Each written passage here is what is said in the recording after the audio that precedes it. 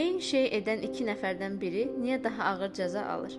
Təsəvvür edin, iki nəfər mağazadan bir şey götürüb gedir. Biri sadəcə xəbərdarlıq alır, digəri isə həbs olunur. Sizcə niyə? Gəlin cinayət və inzibati xəta arasındakı fərqləri öyrənək.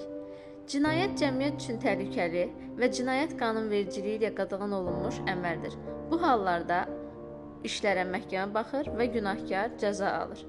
İnzibati xəta isə hüquq pozuntusudur. Lakin cinayət qədər ağır deyil. Bu işlərə polis və inzibati orqanlar baxır və bu şəxsə inzibati tənbeh tətbiq olunur. Əgər kimsə mağazadan böyük dəyəri olan məhsul oğurlayırsa, bu artıq cinayətdir və məhkəmə onun barəsində qərar çıxarır. Lakin bir nəfər xırda dəyəri olan əşyanı icazəsiz götürərsə, bu inzibati xəta sayılır və polis həmin şəxsə inzibati tənbeh verir. Əlavə suallarınız üçün aşağıdakı əlaqə vasitələrindən istifadə edərək bizə müraciət edə bilərsiniz.